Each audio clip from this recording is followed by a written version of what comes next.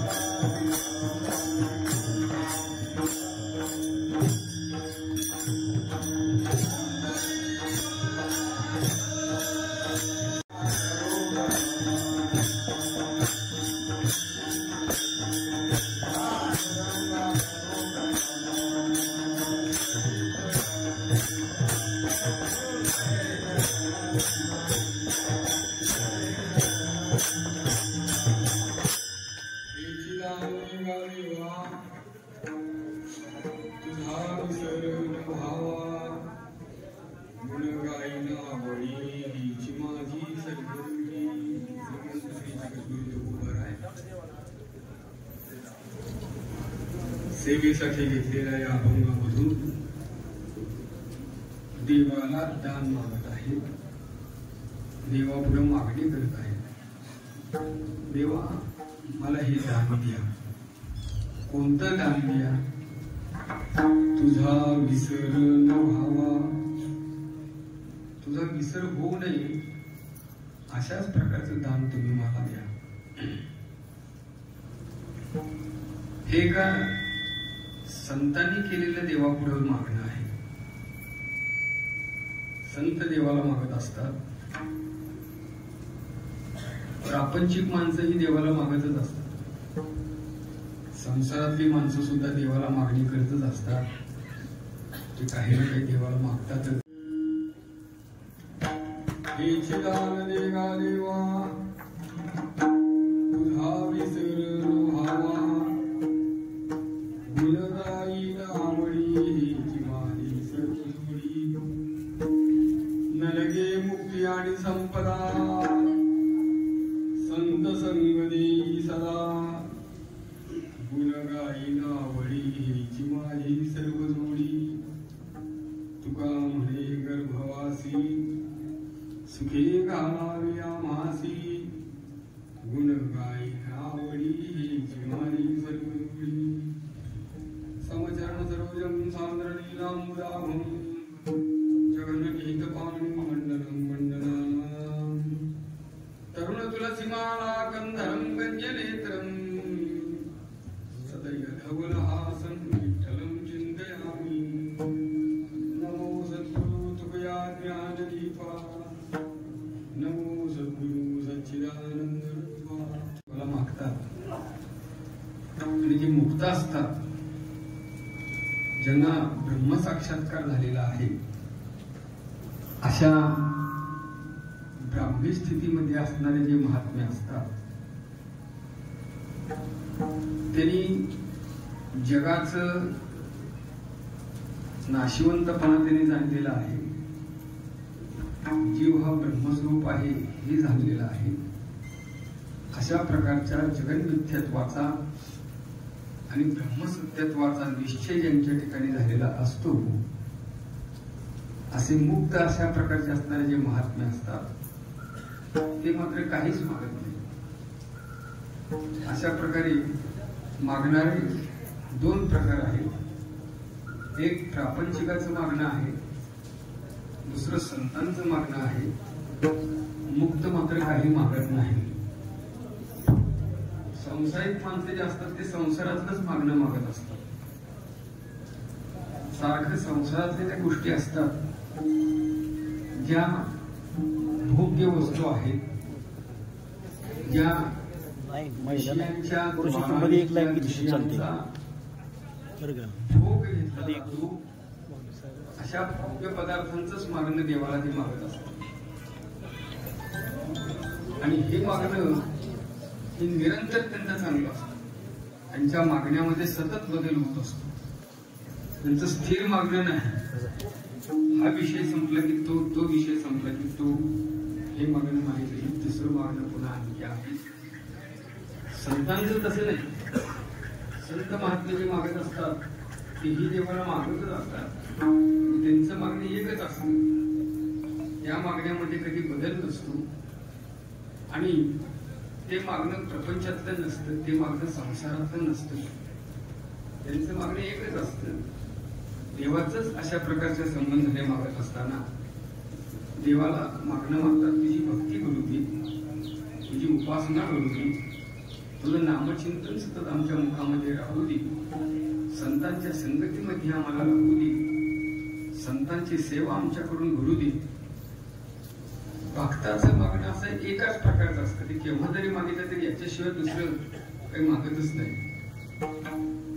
आहे ते देव साध्य करावं हे नाही. संसारिकाचं मागणं आहे ते सांसारिक गोष्टी साध्य कराव्यात आणि ते देवाने आपल्याला द्याव्यात, देवाने प्राप्त करून द्याव्यात.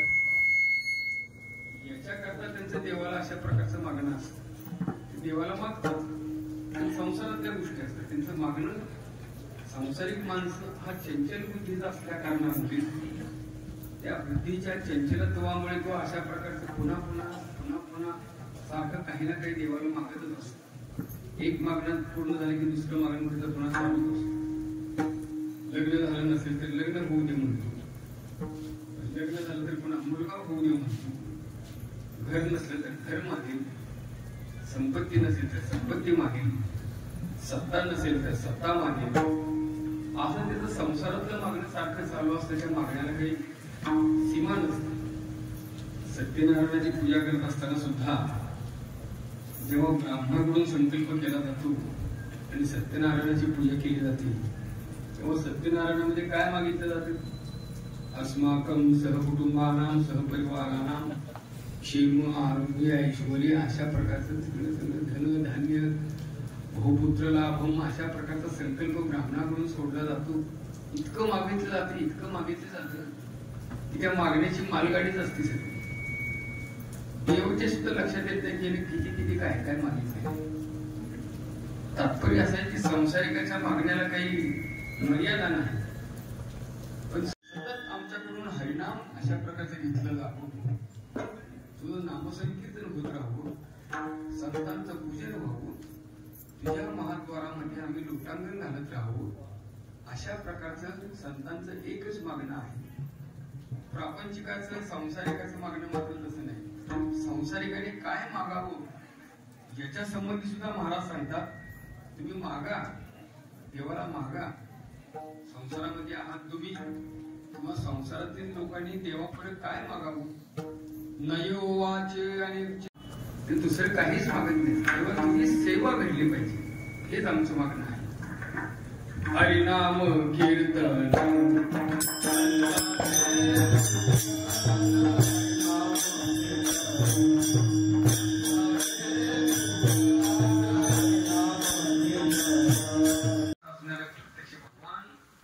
बळीराजापुढे जाऊन याचना करू लागले, भिक्षा मागू लागले.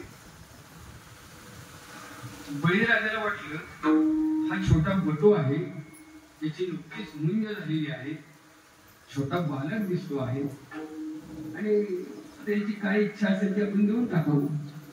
सगळ्यांना बळीदान देत होता आणि नुकतंच मुंज करून आलेल्या या वामनाला आपण दान देऊ. बळीराजा म्हणला काय इच्छा आहे? त्या वामनाला सांगितलं, बळीराजा माझ्या आता नुकतीच मुंज झालेली आहे आणि मी आता द्विज झालेलो आहे, बटू झालेलो आहे. वामनाने गळ्यामध्ये यज्ञोपवीत धारण केलेलं आहे, हातामध्ये दंड धारण केलेला आहे, काखेमध्ये झोळी अडकवलेली आहे आणि अशा पद्धतीने भिक्षा मागण्याकरता तो बळीराजाकडे वामन आलेला असताना त्याने सांगितलं की आता माझी मुंज झालेली असल्या कारणामुळे मला संध्या करण्याकरता 3 पावलाची भूमी तुम्हाला दे. मला संधीला बसावं लागतं, मला अशा प्रकारची संध्या करण्याकरता 3 पावलाची जमीन मला तुम्हाला दे. ब्राह्मणाचं हे काम महत्वाचं आहे की ब्राह्मणाने त्रिकाल संध्या केली पाहिजे. त्रिकाल 3 काळामध्ये त्याने अशा प्रकारची संध्या केली पाहिजे असं शास्त्र सांगतं. त्याप्रमाणे आता मला संध्या करायची. बळीला आश्चर्य वाटलं, मी एवढा आता सगळ्या पृथ्वीचा मालक झालेलो आहे, स्वर्गावरही माझा अशा प्रकारचा आता अधिपत्य निर्माण होणार आहे आणि हा जे मला दान मागत आहे त्या अवघ्या 3 पावलाची भूमी याला अज्ञानामुळे ऐसे मागा अरे जना नारायणा विनामुनी अशा काम क्रोधा पडे चिरा ऐसा मला साया अशा प्रकारचं मागायचं असेल तर हे मागणं आपण मागत. संसारिकांचं मागणं वेगळं, संतांचं मागणं वेगळं. मुक्त काही मागतच नसतात, त्यांना मागण्याची काही अपेक्षाच नसते. एखादं दान जेव्हा मागितलं जातं तेव्हा याचक जेव्हा दात्याकडे दान मागण्याकरता जातो तेव्हा ते दान देण्याकरता दात्याची तेवढी ऐपत असली पाहिजे आणि केवळ ऐपत असून चालत नाही तर त्याची ती इच्छाही. याचकाने दान मागताना आपल्या गरजेपेक्षा अधिक मागू नये आणि दात्याने दान देत असताना याचकाची जेवढी गरज आहे तितकं दान दिल्याशिवाय राहू नये. 17व्या अध्यायामध्ये भगवंताने दानाचेच प्रकार सांगितलेले आहेत. सात्विक दान कशाला म्हणावं, राजस दान कशाला म्हणावं, तामस दान कशाला म्हणावं. गरज आहे आणि त्याच्याकडून परतफेडीची अपेक्षा न करता दिलं जाणारं दान हे सात्विक दान आहे, ते दिलंच पाहिजे आपण. दातव्यमिती यद्दानं दीयते उपकारिणी असं भगवान सांगतात। हे आपण त्याला दिलंच पाहिजे, त्याची गरज भागवलीच पाहिजे, त्याच्याकडून काही पुन्हा परतीची अपेक्षा करता कामा नये, कर्तव्य बुद्धीने आपण त्याला ते दिलं पाहिजे असं समजून दिलेलं दान हे सात्विक आहे। आणि याच्या उलट यत्तु प्रत्युपकारार्थम फलमयं सर्वभूतानि यंत्रारूढानि माया असं ते परमात्म्याचं स्वरूप तो प्रत्येकाच्या अंतर्यामी आहे, पण त्याचा विसर आपल्याला पडलेला आहे। आपण कया विसरू धनंजया ते चिरूपया अज्ञानासी अशा प्रकारे आपल्याला विसर पडला, आपल्याला परमात्म्याचा विसर पडला, आपल्याला देवाचा विसर पडला आणि आपल्याला देहालाच आपण मी म्हणून हाच खरं असं समजू लागलो।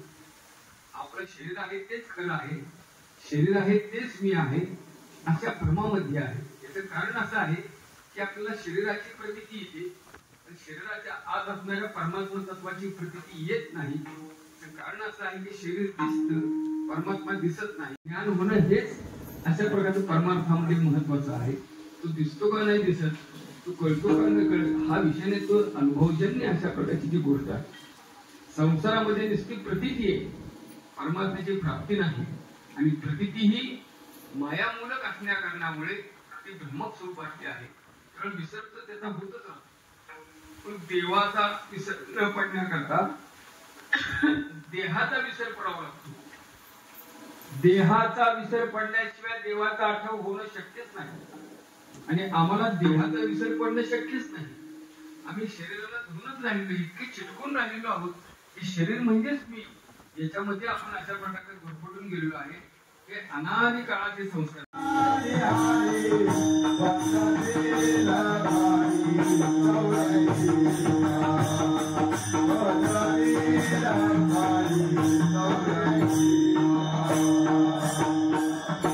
त्याचा विसर पडला की मोठी हानी, म्हणजे पुन्हा जन्म भोगावा, पुन्हा जन्म भोगावा, पुन्हा अशा प्रकारचे, पुन्हा या शरीराला यावं वाटतं, पुन्हा अशा प्रकारचे। हे घटिकायंत जायचे परिभ्रमेगा, ज्ञानेश्वर मला सांगा, उपदले ते नाशी नाशिले ते पुनरपि दिसे, ही घटिकायंत जायचे परिभ्रमेगा अशा प्रकारचं पुन्हा पुन्हा पुनरपि जननम पुनरपि मरणम पुनरपि जननी ही स्थिती त्याच्यामध्ये प्राप्त होते। तात्पर्य असं की अशा पद्धतीनं देहाला धरून जर आपण चाललो तर आपण कधीच अशा प्रकारे त्या ठिकाणी परमात्मा स्वरूप प्राप्त करून घेऊ शकणार नाही, देवाला ओळखू शकणार नाही, देवाची प्राप्ती आपल्याला होऊ शकणार नाही, त्याच्या विसरण्यामध्ये फार हानी अशा रीतीने। म्हणून महाराज पहिलं मागणं हेच मागतात, पहिलं दान हेच मागतात की देवा तुझा मला विसर पडू देऊन, तुला विसरले की सगळंच चालतं। देहाला धरून अशा प्रकारचं आम्ही सगळेच विसरून गेलेलो आहोत, आणि भलत्याच गोष्टीला अशा प्रकारचं खरं म्हणून तिथं आम्ही सुख प्राप्त करून घ्याल। देव हा सुखाचा आगर आहे, सर्व सुख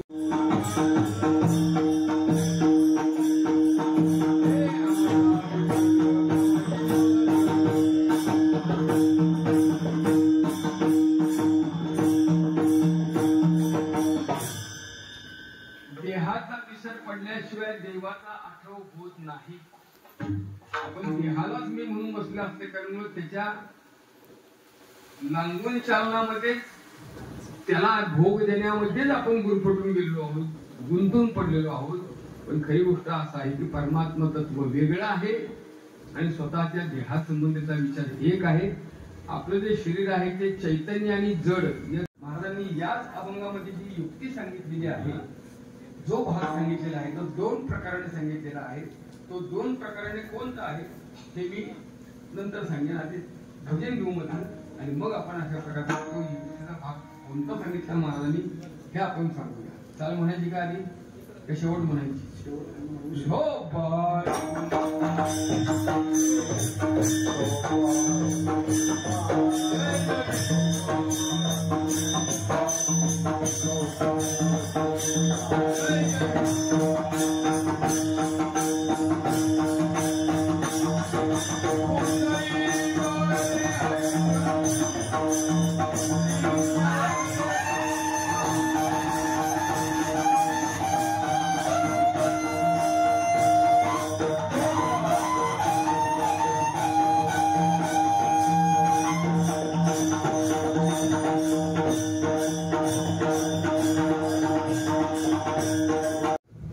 आपण सगळा पसारा जो वाढवून ठेवलेला आहे ना, हा देहाच्या उपाधीने वाढवलेला आहे. अशा प्रकारे घर बांधलं, गाड्या घेतल्या, अमुक केलं, कारखाना उभा केला, शेती वाडी बागायत अमुक तमुक फार फार फार वाढवलं. इतकं वाढवलं की त्याला काही सीमाच राहिली नाही. पण ज्याच्या आश्रयाने तू वाढवलेला आहेस, ज्याच्या साह्याने तू एवढा पसारा उभा केलेला आहेस, महाराज त्याला पसाराच म्हणतात. आपण त्याला ऐश्वर्य म्हणतो, आपण त्याला अशा प्रकारचा मोठेपणा म्हणतो, आपण त्याला वैभव म्हणतो. हे आपली भाषा आहे. संतांची भाषा. त्याला पसाऱ्याशिवाय दुसरं काहीच केलं नाही. आपण हा पसाराच वाढवून ठेवलेला आहे. हा पसारा खरा आहे का? जिथं आपणच खरं नाही तिथं हा पसारा तरी खरा कसा असणार? देह आधी काय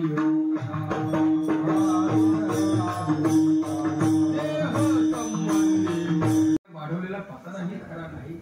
याच्यामुळं बाकीच्या या गोष्टी खऱ्याच नसतील तरी आता हव्यास धरण्यात काय अर्थ आहे?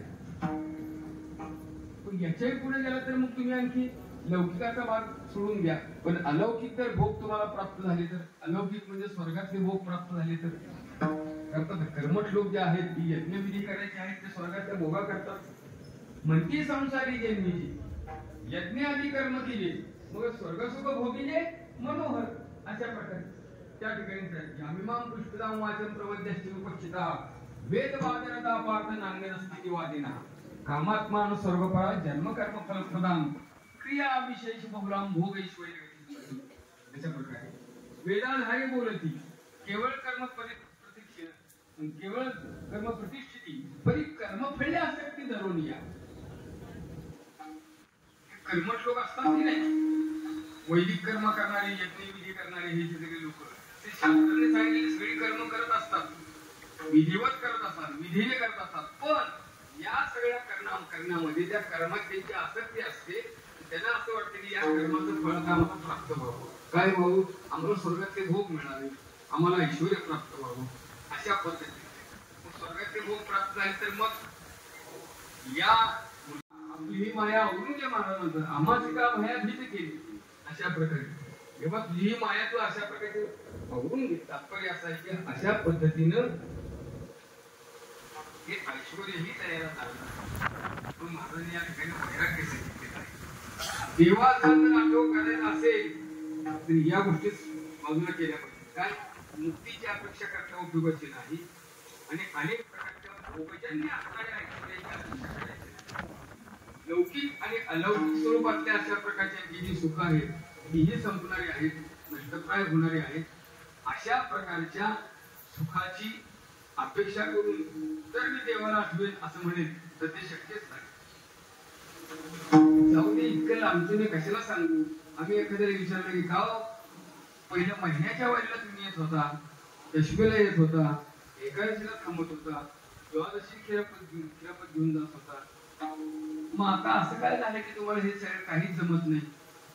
एकादशीला सकाळी फक्त मोटरसायकलवर येता, पंढरपूर एक गाडा मारता आणि निघून जातो, झाली तुमची वारी.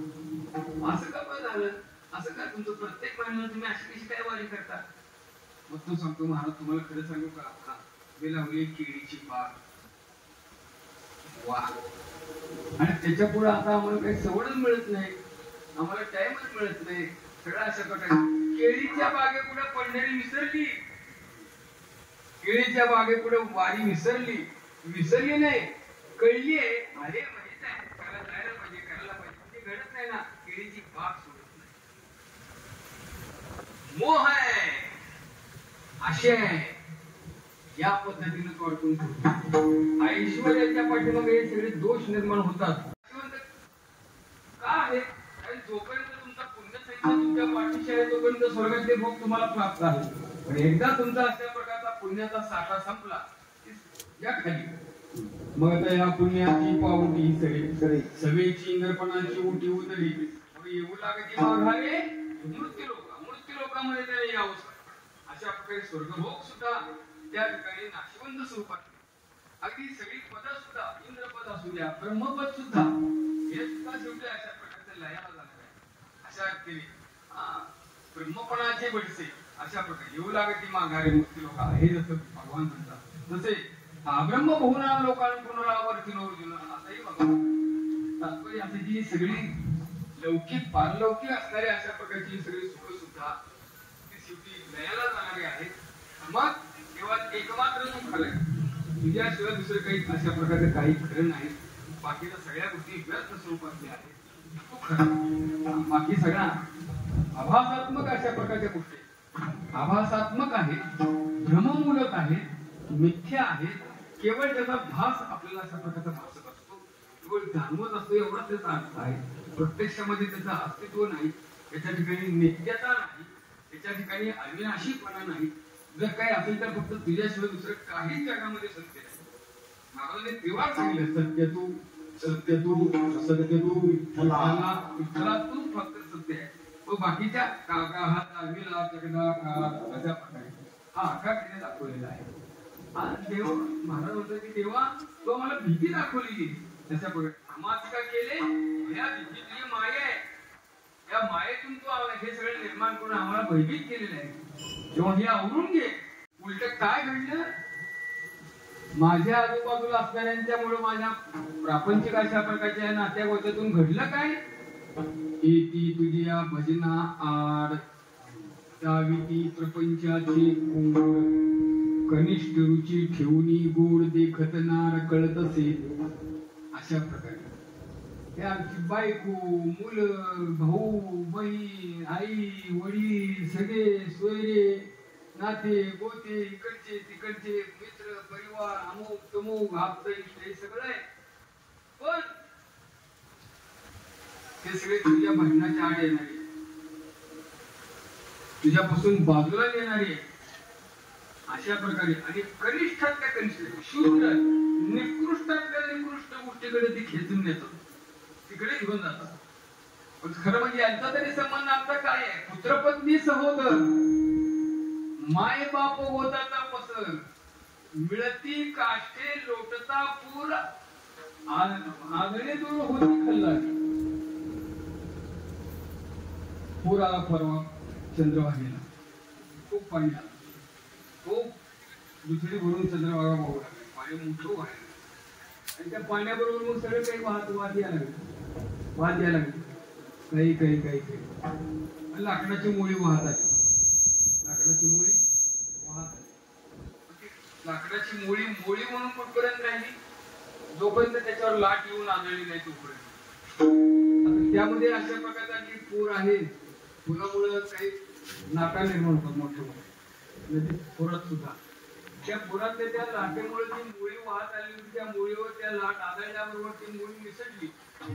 एक लाकूड इकडे वाहत गेले, एक तिकडे वाहत गेले, एक इकडे वाहत गेले, एक इकडे वाहत गेले होती मुळी. नंतर ते अशा प्रकारे मिळता काष्टे लोटत. असा जर विवेक तुम्ही करा, विवेक करा म्हणजे सारासार विचार करा, त्याची योग्यता ठरवा, तिची इष्टानिष्टता ठरवा, त्याचे अशा प्रकारचं चांगलं काय वाईट काय हे निश्चित करा. त्याप्रमाणे तुमचं जीवन तुम्ही जगत राहा, तसं तुम्ही तसं राहा. असं जर सांगितलं तर सगळ्यांच्या ठिकाणी ही बुद्धी नाहीये. असं सारासार विचार करण्याचा सगळ्यांचा स्वभाव नाही, सगळ्यांना ही बुद्धी नाही. म्हणून युक्ती सांगितली खरी महाराजांनी, तुम्ही अशा प्रकारच्या मुक्तीची अपेक्षा करू नका, तुम्ही ऐश्वर्याची अपेक्षा करू नका. हे ठीक आहे, तुमच्या खिचण्यापुरतं आम्हाला हे पटलं, पण पुढं नाही, ते राहतच नाही, डोक्यात राहतच नाही, शक्यच नाही. पण ठीक आहे, महाराज म्हणजे आता हे जर तुमच्या ठिकाणी राहत नसेल तर हे राहावं, हा विचार दृढ व्हावा, याच्याकरता आणखी एक युक्ती महाराज सांगतात. कोणती? संत संगती देई सदा, संत संग देई सदा. संतांची संगत, संतांची संगत कशा करता? संतांच्या संगतीमध्ये राहिल्यानंतर देव प्राप्त होईल तेव्हा होईल, पण एक गोष्ट निश्चित तुमच्या लक्षात येईल. काय? पैसता संताचे संग गेले तिकडे तिकडे, कोणाचाच काही संबंध राहत नाही, कोणाशीच काही राहत नाही, कोणाशी काही संबंध राहत नाही. हे तरी केव्हा कळेल? कळू येईल अंत काळी. आता सांगितलं तर कळणार नाही. आता तर काय, आता प्रत्येकाची क्षमता आहे ना, त्याच्यामध्ये आर्थिक बळ आहे, त्याच्यामध्ये शारीरिक बळ आहे, त्याच्यामध्ये अशा प्रकारचे सगळ्या गोष्टी ताणत असल्यामुळं तो विचारायला करायलाच तयार नाही, बघायलाही तयार नाही तुमच्याकडे. जेव्हा विकलांग कोरोनामध्ये कशी अवस्था झाली, त्याला पैसा नव्हता का लोकांपाशी, मनुष्यबळ नव्हतं का लोकांपाशी, पण बेवारशासाठी त्यांना अशा प्रकारची विल्हेवाट लावावं लागली की नाही. तुम्ही पाहिलेलं आपण डोळ्यांनी सगळ्यांनी पाहिले कशी अवस्था झाली, किती बिकट अवस्था. मोठा काळच तो मोठा चमत्कारिका तो अनुभवलेला आहे आपण. झाला आता करोना संपला, तिकडे तिकडे सगळं आता काही काही काळजी करत चला आपला आहे आपलं सुटत नाही आपल्या अशा या तात्पर्य असं की मग हे सगळं करण्याकरता संतांच्या संगती फार महत्वाची. संगती फार महत्वाची. संगतीमुळे माणसाचा उद्धारही होतो आणि संगतीमध्ये माणसाची अधोगती होते. पतन